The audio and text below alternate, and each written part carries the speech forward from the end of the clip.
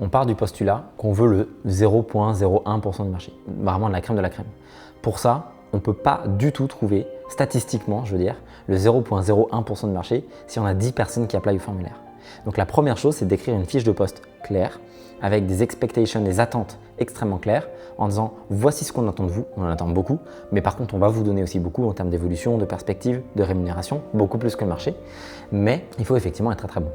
Et on ne va pas regarder un formulaire d'application pour un consultant en dessous de 200 applications. Et donc, il nous faut beaucoup de volume. Et pour ça, il faut rendre ce formulaire beaucoup plus visible. Et en fait, l'acquisition, c'est exactement l'acquisition client, c'est exactement comme l'acquisition de lead de recrutement. C'est la même chose, sauf que c'est adapté à différents funnels. Vous allez avoir une offre commerciale, donc votre offre high ticket sur laquelle vous allez faire votre chiffre d'affaires.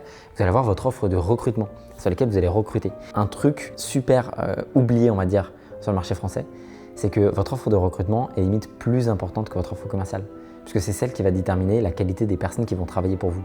Et ce qui fait que Meta est Meta actuellement, que Claude est Claude actuellement, qu'Anthropic est Anthropic, pardon, que Google est Google, que Amazon est Amazon, c'est juste qu'ils ont assez de cash pour se permettre de payer les meilleures personnes sur le marché. Si vous me donnez 1 milliard d'euros demain, je vous recrute les meilleurs ingénieurs, on fait une boîte extraordinaire, encore plus extraordinaire, dans un secteur encore différent, etc. Voilà, c'était juste ça, c'est que d'avoir une bonne offre de recrutement, c'est la base de tout. Une fois que vous avez une bonne offre de recrutement qui est vraiment attractive, vous pouvez créer un formulaire d'application et de le rendre le plus visible possible sur des groupes Facebook, sur des groupes School, sur LinkedIn, sur Instagram, en ads.